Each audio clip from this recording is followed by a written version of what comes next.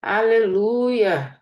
Glória a Jesus! Louvado seja o nome do nosso Senhor Jesus Cristo. Hoje, dia 12 de maio de 2025, segunda-feira, são 9h05 da noite.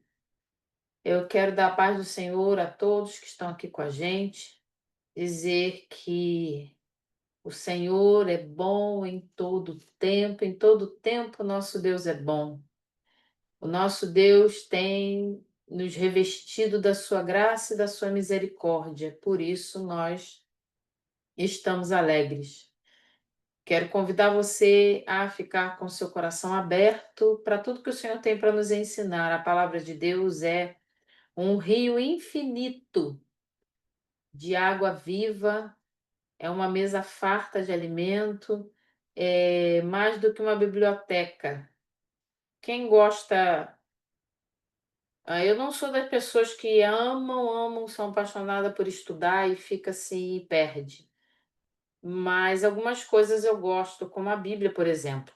Eu sou uma pessoa que gosta muito de ficar em lugares quietos. Não gosto de muito tumulto. Tem gente que ama grandes cidades, né? Eu gosto de conhecer e tal, mas eu gosto de ter um canto em silêncio. Então, assim, eu gosto muito de biblioteca. Eu acho a coisa mais linda. Eu amo biblioteca. Apesar de eu não conseguir ler a metade, nem um terço, né? Eu tenho alguns livros que ainda estou lendo, mas eu amo biblioteca. E,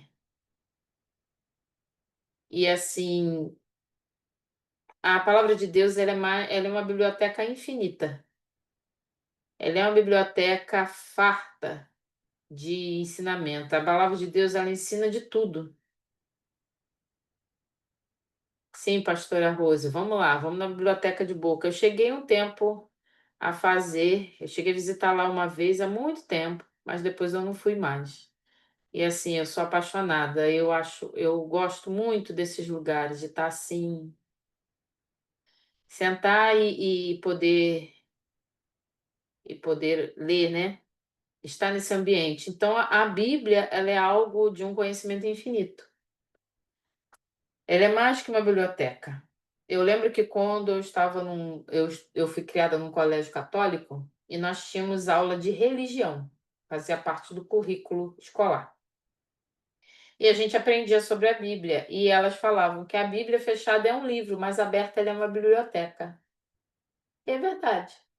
A Bíblia fechada, ela pode ser um livro, mas quando a gente abre, ela é mais até do que uma biblioteca. Ela é uma biblioteca porque ela tem muitos livros, né? A nossa tem 66 livros, mas ela tem mais do que livros, ela tem informação, ela tem histórias e tudo isso guiado pelo Espírito Santo, a palavra que nos alimenta. Então, o nosso coração esteja grato por essa oportunidade da gente poder estudar a palavra, da gente ter esse acesso onde pessoas hoje estão tendo que decorar trechos da palavra para não esquecer, para ter algo a que se agarrar no momento de dificuldade, para ter uma palavra de esperança, lugares onde as pessoas não podem amar a Cristo com liberdade. Então, eu quero nos convidar hoje a estar com o nosso coração, mas com a nossa mente totalmente agradecida ao Deus da nossa salvação, que nos permite ter esse acesso. Quero pedir para você enviar o link para quem você quiser. A gente está com a sala aberta, então a pessoa não vai precisar esperar para aceitar ela entrar. E informar que se você quiser comentar alguma coisa, fazer alguma pergunta, você usa o chat aí do Zoom e logo que possível a gente vai dar uma olhada, tá bom? Vamos orar? Senhor, nessa noite nós louvamos o teu nome e te agradecemos, porque o Senhor é bom em todo tempo. Te damos graças, Senhor, porque o Senhor é real, vivo, presente, ativo, Pai misericordioso, cheio de amor e de graças. O Senhor não é um Deus do passado, um Deus que morreu, mas é um Deus que ressuscitou e que vive para todo sempre. O Deus que criou os céus e a terra, é o Deus que fala conosco em todo tempo. Senhor, fala de forma individual, de forma coletiva. Alcança os corações, Senhor, nessa noite. Alcança, Senhor, dando resposta para aquelas perguntas mais difíceis que só o Senhor pode dar. Essa noite, Senhor, mais uma vez eu quero lhe agradecer e te louvar. No nome de Jesus. Amém. Glória a Deus. Se você estiver sentindo falta de alguém, né? Manda um lembrete para essa pessoa para estar aqui com a gente. Gente, nós estamos em Josué, o capítulo é o 9. Nós vimos na semana passada a destruição de Ai e hoje nós vamos ver uma situação diferente. Nós vimos que Israel assim tropeçou, né? Teve um tropeço no capítulo 7, foi o pecado de Acã. Vimos a vitória na destruição de Ai no capítulo 8, mas no capítulo tropeço. O que que isso mostra para a gente? Eu amo a Bíblia também por várias coisas, mas uma coisa interessante é que a palavra de Deus, ela tem, se a gente puder chamar de herói, porque na realidade nosso herói é o nosso Senhor Jesus Cristo, mas sobre as histórias da Bíblia, os heróis, o Senhor não escondeu as suas falhas. O Senhor falou que Davi era um homem segundo o coração de Deus, mas não escondeu os pecados de Davi, contou todos eles, né? E a gente vai ver que Israel é um povo escolhido, mas o Senhor não vai esconder o pecado, a rebelião, os tropeços. A mesma coisa com Josué, o Senhor não esconde. É maravilhoso porque nós vemos que são pessoas como eu e você, pessoas que cometem erros, que cometem pecados, que têm medo. Isso é para nos impulsionar a mostrar que o Senhor usa pessoas comuns, seres humanos, para cumprir aquele plano que ele separou. Amém? Então, por favor, abra sua Bíblia em Josué capítulo 9. Eu quero também pedir, se você puder estar de uma forma que não fique tão confortável a ponto de você dormir, porque nessa hora é bem possível que isso aconteça. Então, separe um canto, se você puder, né? Alguns estão em atividade, mas se você tiver separado esse momento, eu quero convidar você a arrumar um cantinho, pegar um caderno, uma caneta, pegar sua Bíblia e poder marcar. Acompanhe comigo, Josué capítulo 9. A minha Bíblia tem um título, diz assim: A astúcia dos gibeonitas, o acordo com Josué. Versículo 1: E souberam disso todos os reis que viviam a oeste do Jordão, nas montanhas, na Cefelá e em todo o litoral do Mar Grande, até o Líbano. Eram os reis dos hititas, dos amorreus, dos cananeus, dos ferezeus, dos heveus e dos jebuseus. Eles se ajuntaram para guerrear contra Josué e contra Israel. Nesse primeiro e segundo versículo aqui, a gente já vê algo diferente. Desde quando a gente está vendo lá de Jericó, o que que Raabe falou? A notícia chegou, o nosso coração desmaiou, todo mundo ficou com medo. E nós sabemos que o Senhor é com vocês. Aqui, a gente vê que os reis se uniram contra Israel. Olha aí na sua Bíblia. E souberam disso todos os reis que viviam a oeste do Jordão nas montanhas, na Cefelá e em todo o litoral do Mar Grande até o Líbano. Aí ele diz aqui quem eram esses reis, tá?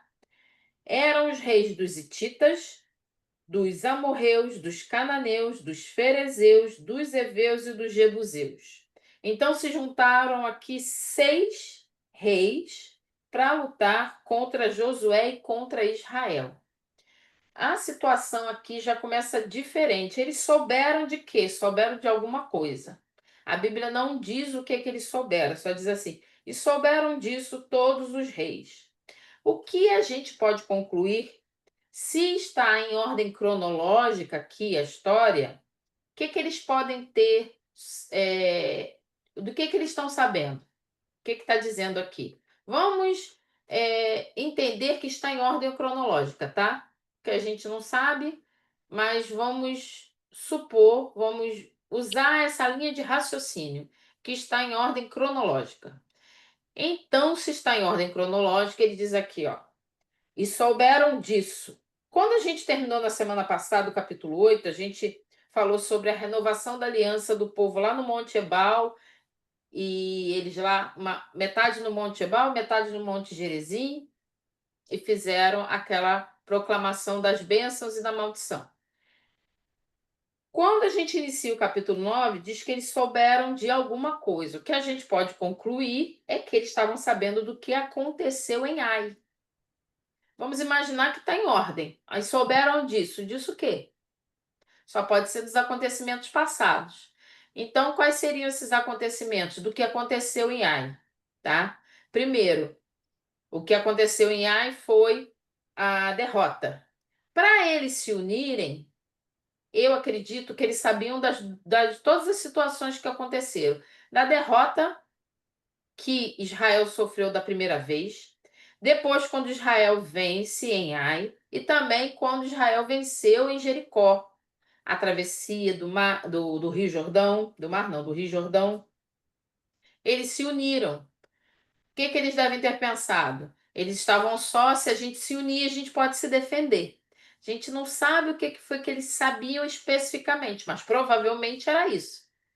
Então, provavelmente essa derrota de Aia lá, antes deles vencerem, deu um pouco de ânimo, de disposição a esses 6 reis a se unirem contra Israel e não simplesmente se entregar.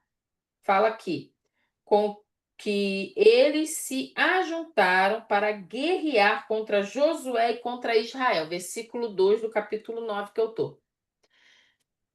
A gente pode entender que foi isso. Enquanto esse grupo de 6 reis se uniram para ir contra Israel, a gente vai ver que um outro grupo vai fazer algo bem diferente. Segue aí na sua Bíblia, versículo 3. Contudo, quando os habitantes de Gibeon souberam que Josué tinha feito com Jericó, aí aqui o autor já diz que a notícia é sobre Jericó, tá? Versículo Jericó e Ai. Então, especificamente com Jericó e Ai, versículo seguinte. Recorreram a um ardil.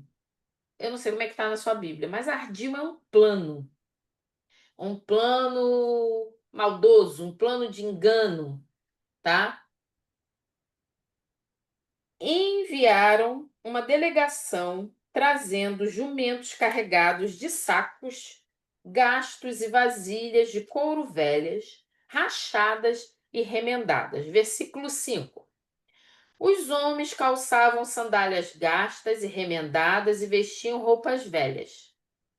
Todos os pães do suprimento deles estavam secos e esmigalhados. Foram a Josué no acampamento de Gilgal e disseram-lhe a ele e aos homens de Israel: Viemos de uma terra distante, queremos que façam um acordo conosco. Até aí. A gente já viu que aqui a história está muito diferente do que aconteceu até agora. 6 reis receberam a notícia, resolveram se juntar. Mas houve um grupo que resolveu criar um plano diferente. Eles juntaram um bocado de coisa velha e foram encontrar com Josué. E disseram para Josué que eles queriam fazer um acordo com Josué. Nós precisamos entender uma coisa. Josué havia recebido uma ordem que havia sido dada por Deus através de Moisés. Moisés avisa para Josué e para o povo. Existiam grupos que estavam à volta, que faziam parte da terra prometida, que eles não poderiam fazer pacto, não poderiam fazer nenhum tipo de acordo. Eles teriam que exterminar esse povo por causa da ordem que Deus havia dado, tá? Vamos dar uma olhada aqui no mapa que eu copiei. Aqui. Está aparecendo aí para você. Esse mapa que você vê aí,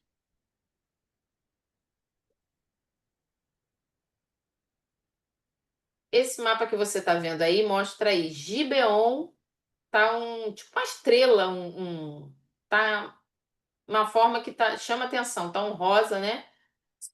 Você está vendo aí Gibeon é a cidade da onde está vindo esse pessoal que está indo falar com Josué com uma mentira, com uma história, querendo fazer um acordo, vindo com coisas velhas, a gente vai ver por quê. Esses lugares que estão aí em volta, tá? São cidades tudo próximas de onde Josué e Israel deveriam conquistar. Lembra que ah, Israel ficava acampado em Gilgal? Olha onde é que é Gilgal, lá do seu lado direito, né? Perto de Jericó. O povo ficava acampado aqui. Eles saíram de Gibeon, você está vendo aí no mapa, foram caminhando, caminhando, caminhando, caminhando, caminhando, até chegar em Gilgal, para fazer um acordo com Josué. Só que Josué não poderia fazer acordo com cidades vizinhas perto. Por quê? Para fazer acordo, o Senhor tinha mandado avançar, exterminar e tomar as cidades. Então não podia fazer acordo com aquele que o Senhor não tinha autorizado que fosse feito um acordo. Então a gente não pode fazer pacto com aquilo que o Senhor não nos autoriza a fazer. A gente precisa ter bastante atenção com isso. Aqui a gente vê desses de rosa aqui, ó, com a bolinha preta com a rosa em volta. São cidades próximas de Gibeon, onde estão os gibeonitas, e a gente vai ver que isso aqui vai causar um certo problema. É bom a gente ter uma ideia do mapa, porque a gente vai começar a entender o que vai acontecer. Deixa eu voltar aqui para o que a gente está lendo. Aqui. Os gibeonitas, eles quiseram parecer que eles não estavam vindo de perto. Por isso que eles vão pegar um monte de coisa velha, tá? Por que que eles estão carregando coisa velha? Tem um motivo.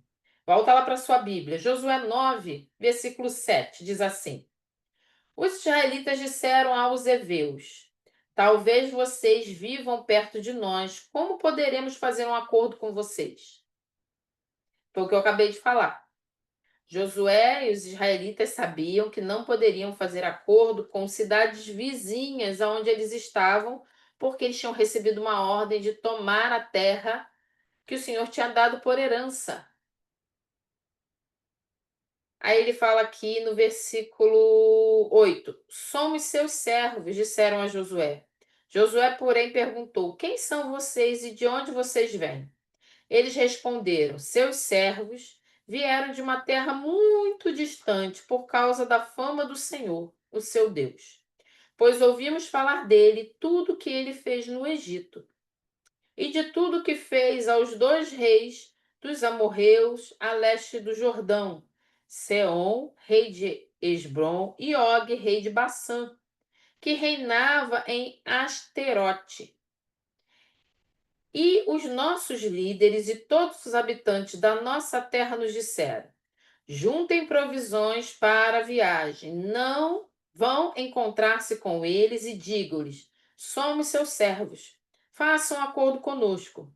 Este nosso pão estava quente quando o embrulhamos em nossa casa, no dia em que saímos de viagem para cá. Mas vejam como agora está seco e esmigalhado. Estas vasilhas de couro que enchemos de vinho eram novas, mas agora estão rachadas, e as nossas roupas e sandálias estão gastas por causa da longa viagem. O que eles estão fazendo aqui? Eles criaram um cenário para parecer que eles estavam vindo de muito longe. Quando a gente lê aqui no começo do capítulo, o autor já entrega para a gente o que eles fizeram. Volta lá, ó.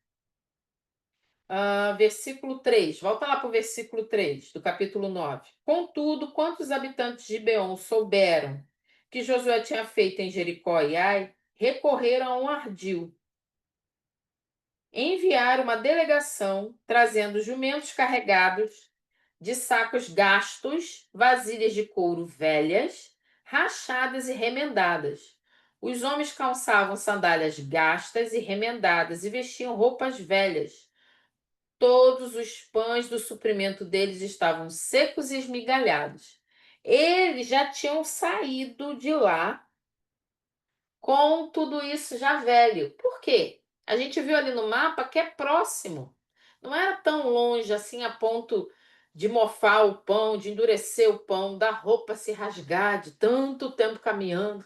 Então eles criaram um cenário para que Josué e todo Israel acreditassem na história deles. por algum motivo, eles sabiam que Israel não poderia fazer acordo com os povos que estivessem próximos a eles ali, próximo de Jericó, de Gilgal, de Ai. Eles sabiam disso, porque ele já vem dizendo que vem de longe. Eles queriam mostrar que não estavam próximos. Então, Israel tinha recebido uma ordem para não fazer acordo com quem estivesse perto. Deus não havia proibido os israelitas de firmar uma aliança com pessoas de fora de Canaã. Porque Canaã é toda aquela área que o Senhor deu. Quem estivesse em Canaã não poderia fazer acordo com Israel. Por quê? Lembra mais uma vez, vamos trazer rápido a memória. O Senhor falou para Abraão que a descendência dele seria escrava em uma terra distante, mas que o Senhor iria vir a favor dos seus descendentes, descendentes de Abraão, mas que eles teriam que ficar lá durante 400 anos, até que a medida dos amorreus, dos cananeus, chegassem ao limite. A medida de quê? A medida do seu pecado, da perversidade, a medida da rebelião, até chegar no limite, se a gente pudesse falar dessa forma, da paciência de Deus, do amor de Deus, chegar no limite. O Senhor foi dando tempo, tanto tempo. Quando vai chegar, mas eles não vão se arrepender. E o Senhor está usando Israel como instrumento de justiça em cima desses povos. Então, Israel não poderia fazer aliança com eles. Olha lá. Deus não havia proibido os israelitas de firmar uma aliança com pessoas de fora de Canaã, apenas com os povos de Canaã, para cujo território Israel estava se mudando. Vamos dar uma olhadinha nesses versos aqui? Êxodo 34, segundo livro da sua Bíblia, capítulo 34. Facinho de achar. Versículo 11 e 12. Êxodo 34, versículo 11 diz: Obedeça às ordens que hoje lhe dou. Obedeça às ordens que hoje lhe dou. Expulsarei de diante de você os amorreus, os cananeus, os hititas, os ferezeus, os heveus e os jebuseus. Acautele-se para não fazer acordo com aqueles que vivem na terra para a qual você está indo, pois eles se tornariam uma armadilha. Deus, ele é muito ruim e não quer que Israel seja bondoso com os povos que estão lá. Não é isso. O Senhor deixa claro aqui, eles vão servir para vocês como armadilha. Israel não conseguiria resistir à influência desses povos. Muitas vezes isso acontece com a gente. Existem casos em que nós, claro, vivemos num mundo e precisamos e temos amigos, pessoas que nós conhecemos, que nós amamos e que não servem ao Senhor. Mas existem pessoas que nós não podemos continuar com laços de amizade, não porque o Senhor não quer alcançar, mas porque nós muitas vezes não temos força para nos manter no lugar de santidade. Ao invés de nós nos tornarmos aqueles que vão influenciar as pessoas, ou aquela pessoa específica, a vir para Jesus, aquela pessoa tem um poder de influência tão grande sobre nós que é mais fácil a gente se desviar do que ela vir para Jesus ou do que cada um seguir seu caminho, cada um viver a sua vida ou a sua fé. É basicamente isso. Israel não tinha estrutura para suportar qualquer tipo de influência de fora. Israel tinha que aprender a ser uma nação santa primeiro. Então, muitas vezes, quando nós estamos caminhando na fé, iniciando na fé, como crianças na fé, por exemplo, a gente não tem estrutura para se manter nos mesmos ambientes. Primeiro porque já não é mais compatível conosco mesmo. Mas existem pessoas que nós amamos, então às vezes vai começar a criar um desconforto. E é para criar um desconforto. Talvez você era uma pessoa que recebia amigos na sua casa e bebia e festejava e se alegrava. Quando você conhece a Jesus, o que que acontece? Ok, você pode beber, mas aqui em casa não tem mais bebida. Aí a pessoa vai olhar para mim e vai dizer assim: ué, por que não? Quem vai beber sou eu, não é você?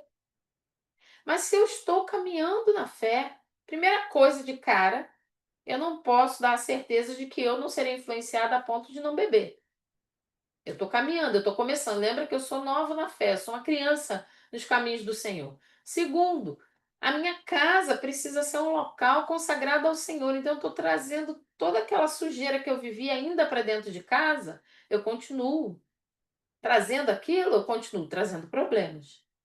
Aí, às vezes, a gente chega para a pessoa ou para os amigos e fala: nós somos amigos, mas olha, eu não vou mais beber, eu não vou mais fazer aquela farra toda, eu não vou mais estar em ambientes sensuais, me vestir de forma sensual, estou mudando. Então, a pessoa, alguns conseguem. Alguns vão viver, ok, tudo bem, a nossa amizade continua e cada um vive a sua fé. Outros não conseguem. Então, existem certos laços, certos pactos, certas amizades que, infelizmente, precisam ser quebradas, porque muitas vezes nós não temos estrutura para continuar. Porque nós seremos contaminados ao invés da gente contagiar o outro. A palavra de Deus diz que nós devemos fazer discípulos, pregar a palavra. Mas se a pessoa tem mais estrutura, mais força do que eu que estou iniciando, provavelmente ela vai ter mais. Então é melhor que isso não continue. É o que o Senhor estava falando com Abraão. Olha, Israel vai ter que esperar. O que o Senhor fala aqui com Moisés para falar com Israel. Não façam pacto, porque eles te servirão por laço. Não se envolva, não volte para o mesmo lugar, não ande com eles. Vocês vão. Porque o povo tinha saído de uma terra idólatra, do Egito.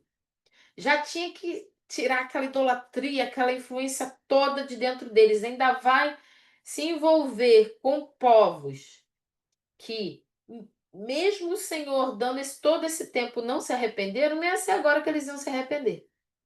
Então era por isso que o Senhor estava dizendo que eles não poderiam fazer nenhum tipo de pacto, nenhum tipo de aliança, de acordo. Vai lá para Deuteronômio 20. Mais à frente, Levítico, Números, Deuteronômio, capítulo 20.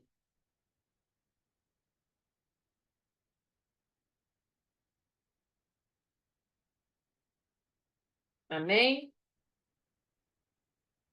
Vamos ler aqui, versículo 10. Quando vocês avançarem para atacar uma cidade, envie-lhe primeiro uma proposta de paz. Se os seus habitantes aceitarem abrirem suas portas, serão seus escravos e se sujeitarão a trabalhos forçados. Mas se eles recusarem a paz e entrarem em guerra contra vocês, citem a cidade. Quando o Senhor, o seu Deus, entregá-la em suas mãos, matem a fio da espada todos os homens que nela houver. Mas as mulheres, as crianças, os rebanhos e tudo que acharem na cidade será de vocês. Vocês poderão ficar com os despojos dos seus inimigos, dado pelo Senhor, o seu Deus. É assim que vocês tratarão todas as cidades distantes que não pertencem às nações vizinhas de vocês. Contudo, nas cidades das nações que o Senhor, o seu Deus, lhes dá por herança, não deixem vivo nenhum ser que respira. Conforme a ordem do Senhor, o seu Deus, destruam totalmente os hititas, os amorreus, os cananeus, os ferezeus, os heveus e os jebuseus. Senão, eles os ensinarão a praticar todas as coisas repugnantes que fazem quando adoram os seus deuses, e vocês pecarão contra o Senhor, o seu Deus. Eles não tinham estrutura. E a gente vai ver que, infelizmente, isso vai acontecer. E Israel vai se tornar um povo idólatra. vai se tornar um povo idólatra, vai se envolver. Você pode ver isso nos livros de Reis, nos livros de Crônicas, Juízes. O quanto que Israel se tornou idólatra, quanto Israel passou a adorar Astarote, Aserá, Baal. São deuses dos cananeus. Por que que isso vai acontecer? Porque não vai obedecer a Deus por 100%. Não vai exterminar todo mundo que era para exterminar. Não vai tirar, vai fazer aliança.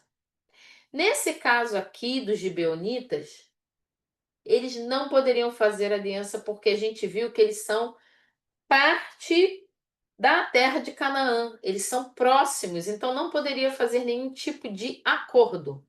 Os gibeonitas aparentemente sabiam dessa proibição. Provavelmente os gibeonitas sabiam que Deus havia proibido. Como? Notícia corre. Isso não é novidade. Vai lá em Josué, capítulo 2, versículo 9.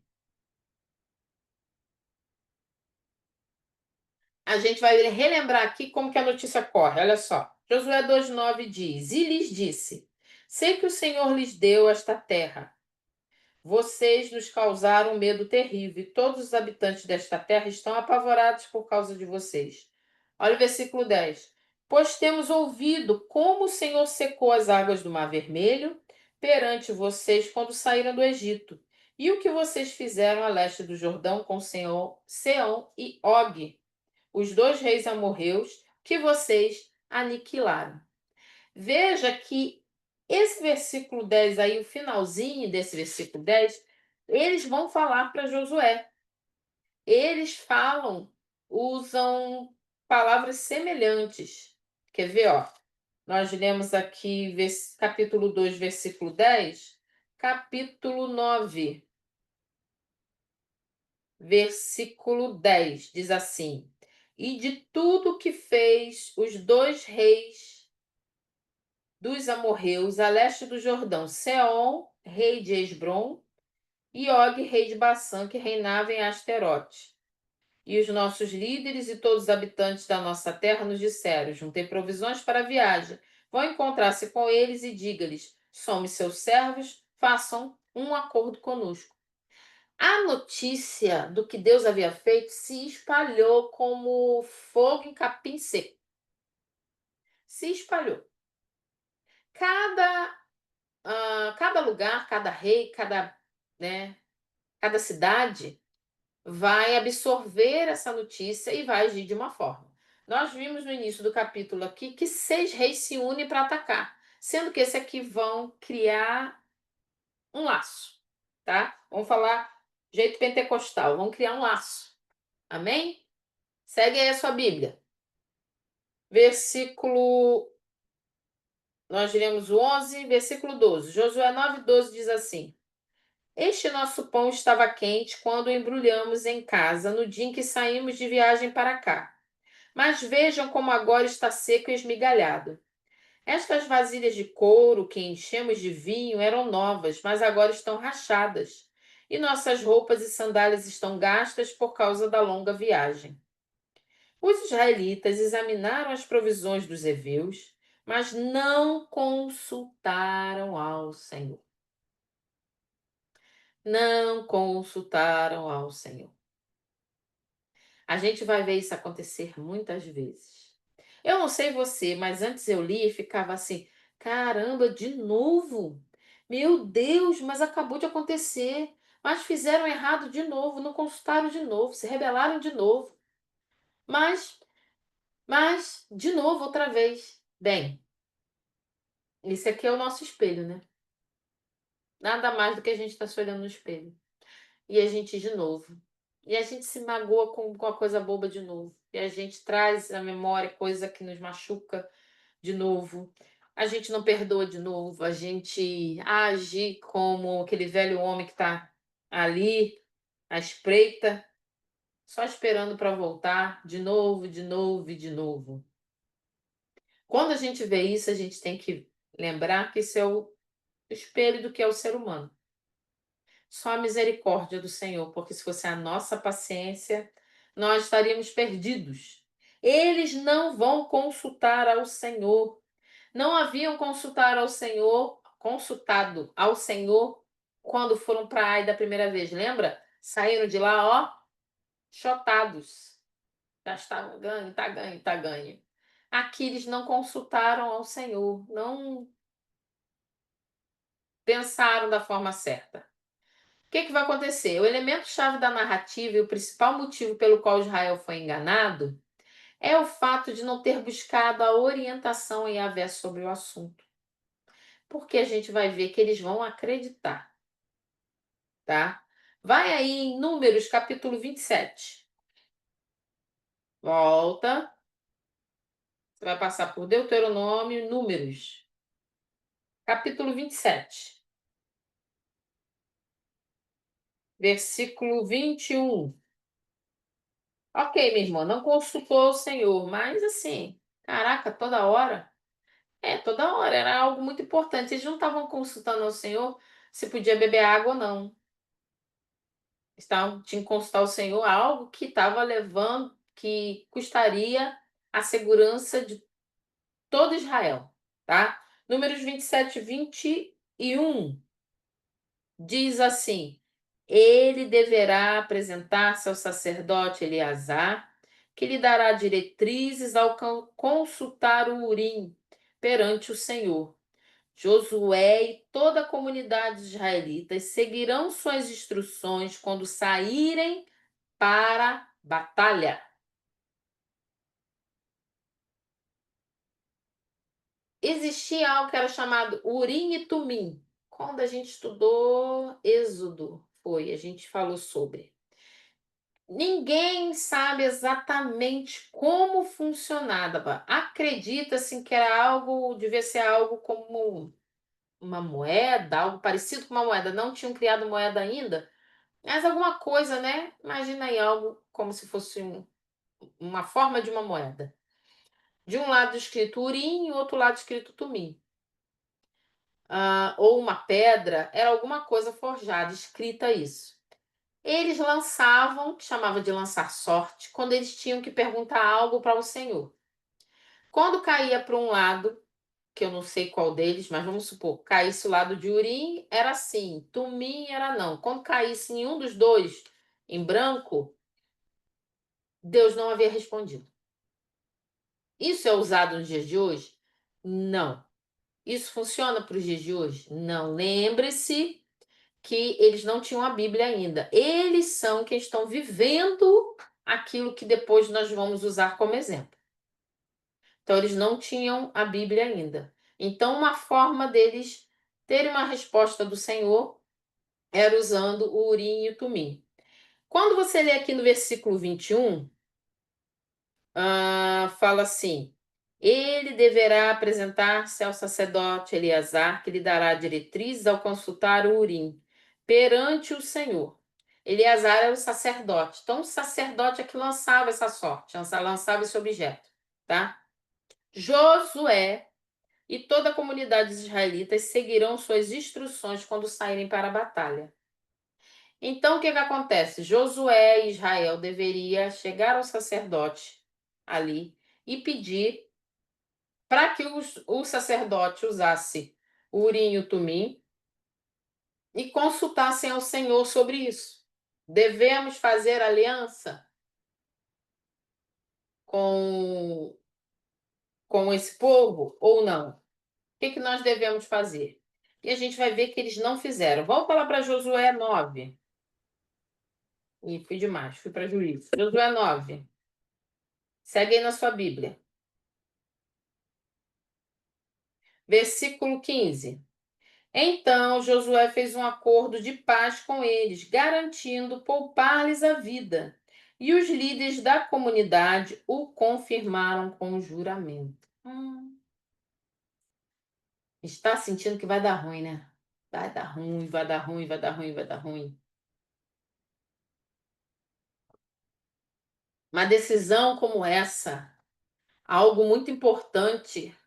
Você tem que tomar uma decisão muito importante. Melhor que não seja só nas mais importantes, né? Mas principalmente nelas. Antes de tomar uma decisão, consulte ao Senhor. Usando urim e tumim? Não.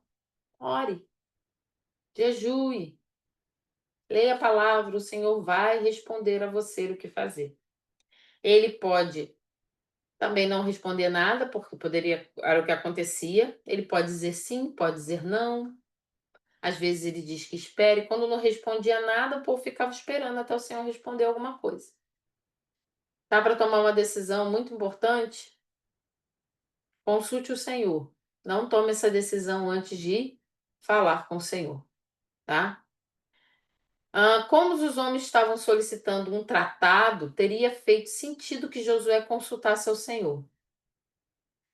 A gente vai ver aqui que eles vão descobrir essa mentira e vai dar um problema. Versículo 16. 3 dias depois de fazerem um acordo com os gibeonitas, os israelitas souberam que eram vizinhos e que viviam perto deles. Vamos voltar no mapa? Vamos ver se eram perto?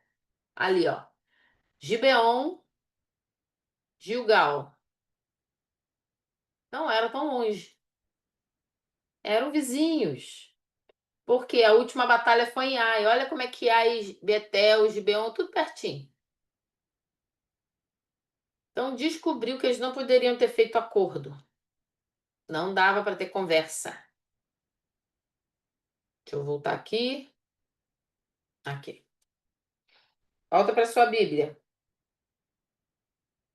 Versículo 17.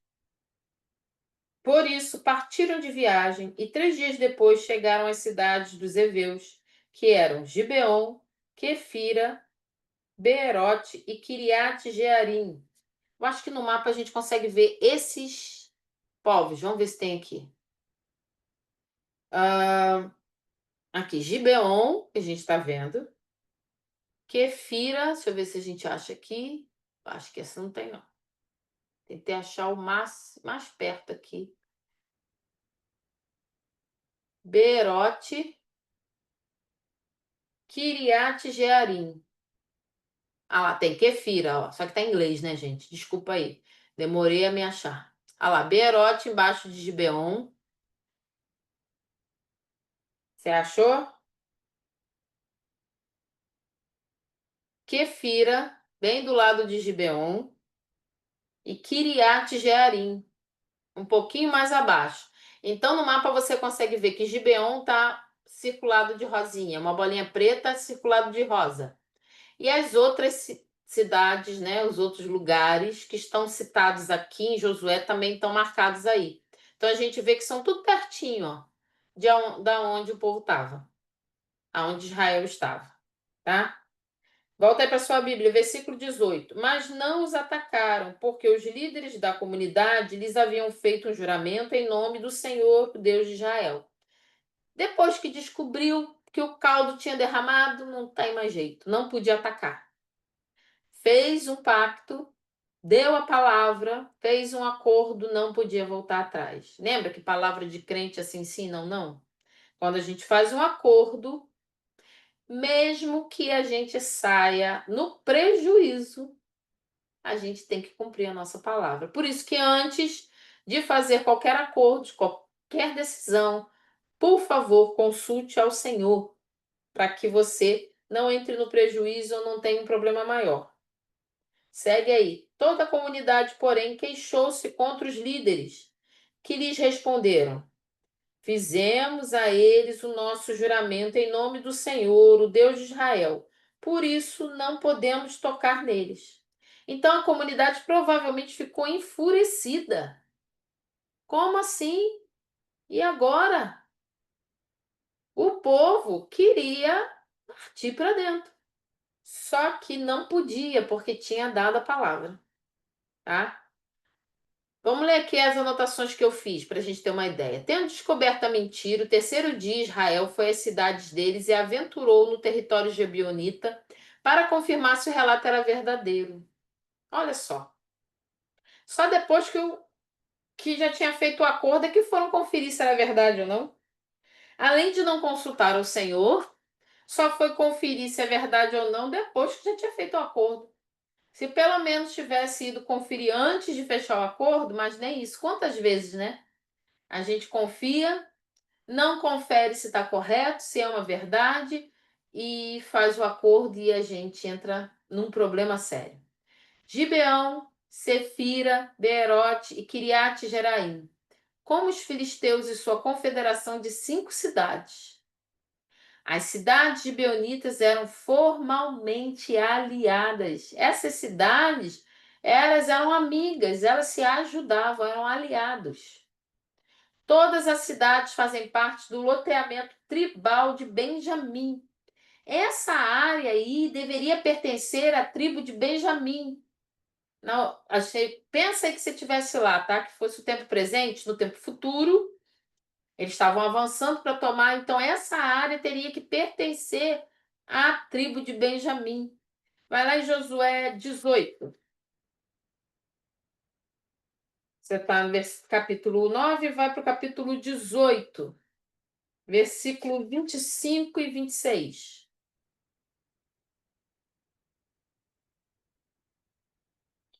Gibeon, Ramá, Beerote, Mispá, Quefira, Moça, Requém, Irpel, Taraia, versículo 28. Zela, Elef, Jebus, que é Jerusalém, Gibeá e Quiriate eram 14 cidades com os seus povoados. Essa foi a herança dos clãs de Benjamim. Esses lugares, essas cidades, iriam no futuro pertencer a Benjamim. E estão localizados a menos de 16 quilômetros de Jerusalém. Israel murmura contra os líderes porque a liderança não buscou o Senhor. Olha só. A liderança que não busca o Senhor, né? Louvado seja Deus que a liderança, nossa liderança, busca o Senhor. E quando a gente está meio que, uma ovelha meio que capengando para um lado, ela vai lá e puxa para cá. E nós devemos orar muito por nossa liderança. Ore pela sua liderança, liderança da sua igreja, aqueles que têm pago o preço pela sua vida, que lidera você, que são os pastores, são os bispos ou presbíteros da casa onde você tem servido ao Senhor. Ore, clame ao Senhor por eles. Pague um preço, jejue, porque é uma responsabilidade muito grande. Pensa, sem consultar ao Senhor, o povo vai falar com eles. Afinal de contas, eles eram os líderes. Alguns queriam matar os gibeonitas, apesar do tratado. Mas os líderes afirmaram que deveriam deixá-los viver para que a ira do Senhor não os sobreviesse. Pior do que ir contra, pior do que não continuar afirmando a palavra que foi dada, não manter o contrato, não manter a palavra, era quebrar, porque aí iriam acender uma ira do Senhor contra eles. Segue aí. Toda a comunidade, porém, queixou-se contra os líderes, versículo 19, que lhes responderam: Fizemos a eles o nosso juramento, em nome do Senhor, o Deus de Israel, por isso não podemos tocar neles. Todavia, nós o trataremos assim. Vamos deixá-los viver, para que não caia sobre nós a ira divina, por quebrarmos o juramento que lhes fizemos. E acrescentaram: eles ficarão vivos, mas serão lenhadores e carregadores de água para toda a comunidade. E assim se manteve a promessa dos líderes. Então Josué convocou os gibeonitas e disse: Por que vocês nos enganaram dizendo que viviam muito longe de nós, quando na verdade vivem perto? Agora vocês estão debaixo da maldição. Nunca deixarão de ser escravos, rachando lenha e carregando água para a casa do meu Deus. Eles responderam a Josué: Os seus servos ficaram sabendo como o Senhor, o seu Deus, ordenou que o seu servo Moisés lhes desse toda esta terra e que eliminasse todos os seus habitantes da presença de vocês. Tivemos medo do que poderia acontecer conosco por causa de vocês, por isso agimos assim. Estamos agora nas suas mãos. Faça conosco o que lhes parecer bom e justo. Josué, então, os protegeu e não permitiu que os matassem.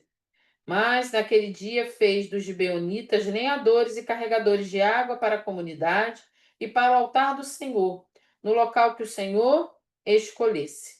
É o que eles são até hoje. Lembrando que esse até hoje é até hoje da data que Josué escreveu, não até hoje dos dias atuais de 2025. Seguindo aqui o que a gente anotou. Vamos lá, eu tenho uma parte interessante aqui que eu quero trazer antes da gente terminar. Apesar da mentira que os gibeonitas falaram, né? Eles tramaram uma mentira, tramaram um plano mentiroso. Apesar de Israel e Josué, dos líderes e Josué não terem consultado o Senhor, apesar dos gibeonitas terem recebido uma sentença de virar escravos, rachadores de lenha e carregadores de água, olha o que Deus faz. Os israelitas pouparam os gibeonitas por causa do tratado, mas os tornaram escravos. Deuteronômio 29:11 demonstra que já havia esses estrangeiros no meio de Israel, talvez membros de multidão mista que havia deixado o Egito com Israel. O que é isso? Não tinha só israelitas ali. Quando eles saíram do Egito, tá?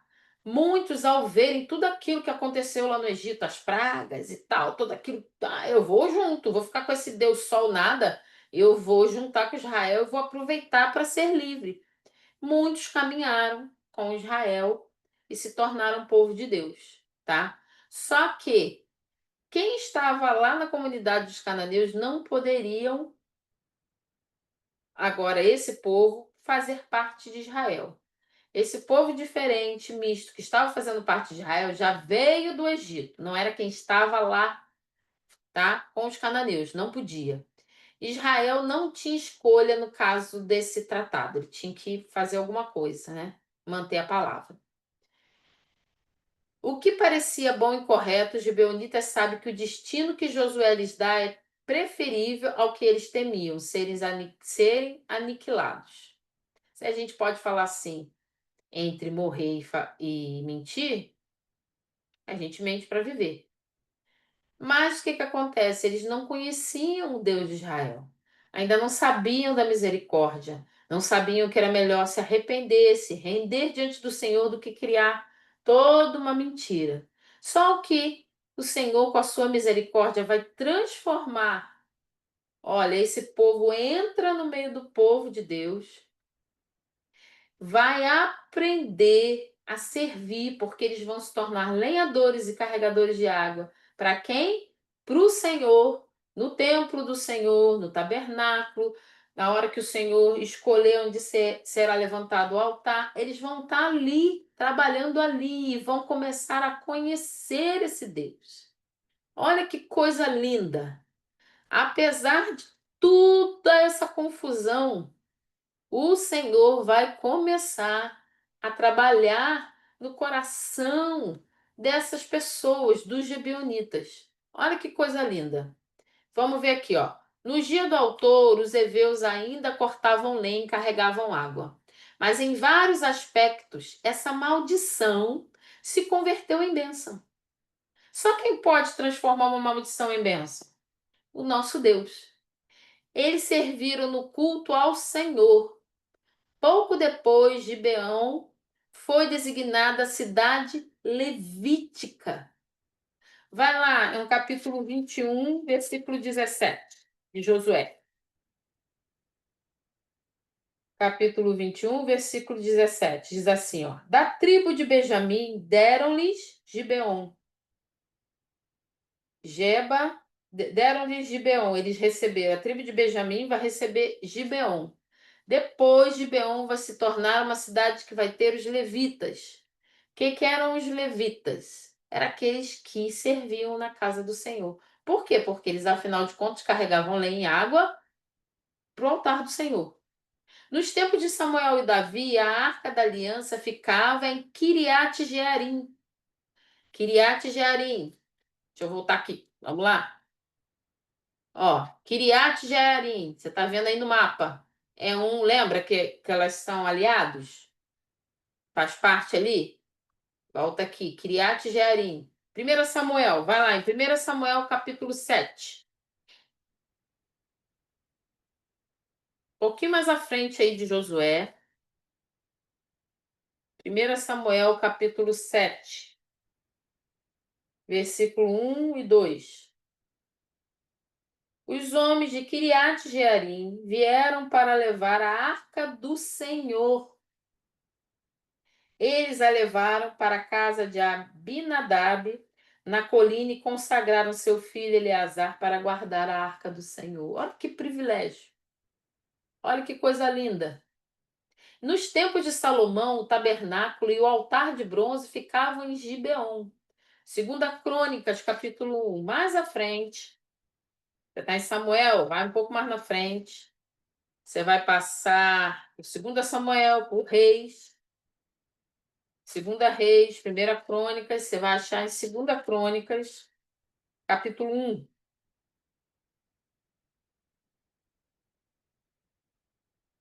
versículo 3 até o 5. 2 Crônicas 1, do 3 ao 5. Depois o rei foi com toda a assembleia ao lugar sagrado no alto de Gibeon, pois ali estava a tenda do encontro que Moisés, servo do Senhor, havia feito no deserto. Davi tinha transportado a arca de Deus de Quiriate-Jearim para a tenda que ele tinha armado para ela em Jerusalém. O altar de bronze que Bezalel, filho de Uri e neto de Ur, fizera, estava em Gibeon, em frente ao tabernáculo do Senhor. Ali Salomão e a assembleia consultaram ao Senhor. Olha como Deus foi transformando tudo isso em bênção. Depois do cativeiro da Babilônia, lembra que o povo vai ficar cativo lá na frente, tá? A Babilônia. 743 famílias de Kiriat Jearim, Quefira e Beerote regressaram a Judá. Nos tempos de Neemias, os gibeonitas ajudaram a reconstruir o muro de Jerusalém. Vai lá em Neemias.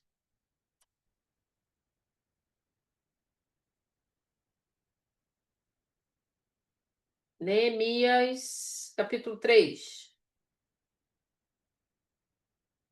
Acho que o meu Neemias, eu não marquei, ele tá aqui meio fugido. Ah, Neemias 3, 7.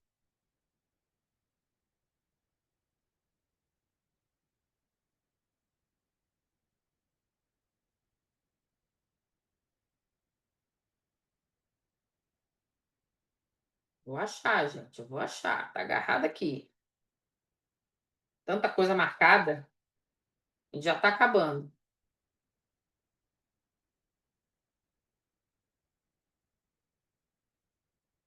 Achei, pertinho de Esther.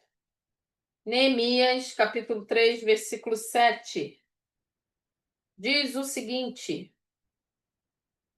no trecho seguinte, os reparos foram feitos por Melatias de Gibeon e Jadom de Merenote, homens de Gibeon e de Mispá, localidades que estavam sob a autoridade do governador da província do Trans-Eufrates.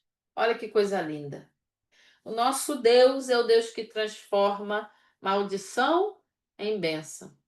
O que era para ser destruição dos gibeonitas e todos aqueles que estavam com aliança com ele se tornou em bênção. A intervenção do Senhor não é mencionada nessa história nem na de Raabe, mas ele intervém. Não é citado, mas a história conta. Outro paralelo é que em ambas as histórias houve pessoas dentre os cananeus que se uniram a Israel por temor ao Senhor e assim se levantaram. Talvez outros cananeus poderiam ter igualmente se livrado do extermínio, se tivessem se arrependido, se unido. O capítulo 9 narra o segundo tropeço de Israel no livro. No entanto, não foi tão grave como o pecado de Acã, e Deus o usaria para acelerar a conquista de Canaã, que é o que a gente vai ver no capítulo 10 de Josué. Eu quero deixar para nós algumas perguntas. Você não precisa responder aqui, mas eu gostaria que a gente pensasse. Eu anotei aqui 5 perguntas que eu creio que tem muito a ver com o que a gente pode tirar de aprendizado do que aconteceu aqui com a astúcia dos gibeonitas. Por que é perigoso confiar nas aparências ao tomar decisões importantes? Pense nisso. Por que é tão perigoso confiar nas aparências? Em que área da sua vida você confiou mais na sua própria força do que na sabedoria de Deus?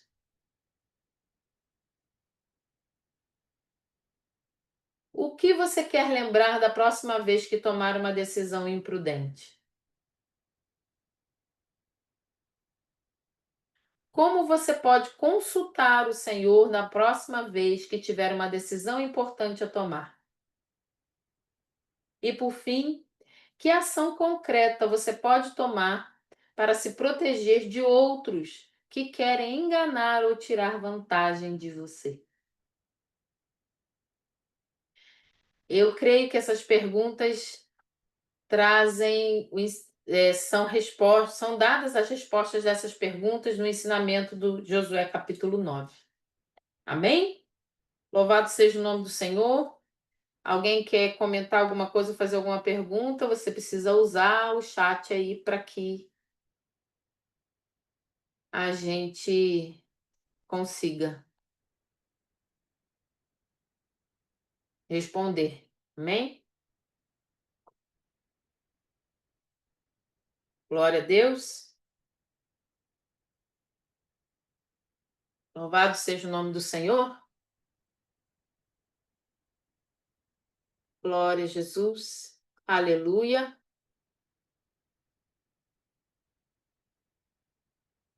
Glória a Deus. Vamos orar então? Quero convidar você a orar. Oh Deus, quantas e quantas vezes somos imprudentes, somos levados pelas aparências, não avaliamos as situações. Oh Deus, nos ajuda, Senhor, e nos perdoa. Nos perdoa por não consultar o Senhor, por todas as vezes que tomamos decisões apressadas, decisões que nós avaliamos ser corretas sem perguntar a Ti, sem aguardar a Sua resposta, sem ter a Tua autorização ou orientação. Pai, nos perdoa. Senhor, e nós te louvamos, porque o que parecia ser uma sentença de escravidão, de morte para aqueles que tentaram enganar e até enganar o teu povo, mas só em viver cortando lenha, levando água para o altar do Senhor, a história deles já mudaram. Meu Deus, que coisa maravilhosa. Pai, um pouco da tua presença é suficiente para mudar a nossa história. Senhor, que nós sejamos, Senhor, aqueles que cortam lenha e carregam água. Se necessário for, viver carregando lenha e água, Senhor, para o teu altar é melhor do que estar em qualquer outro lugar. Como disse, Senhor, o teu servo Davi, é melhor estar um dia na tua presença do que 1000 anos em qualquer outro lugar. Eu prefiro estar na casa do meu Deus. Senhor, é melhor estar na casa do Senhor carregando lenha e água do que estar fora da tua presença, porque a tua presença transforma, porque a tua presença muda, porque a tua presença nos traz bênçãos e o Senhor tira a maldição e transforma em bênção. Basta estar na tua presença para sermos transformados, para termos, Senhor, o privilégio de termos a arca, Senhor, no nosso meio, para termos o privilégio de ter o altar, Senhor, no nosso meio. Ah, Deus, nós louvamos o teu nome nesta noite. Agradecemos a ti, Senhor, pelo teu amor e pela tua graça.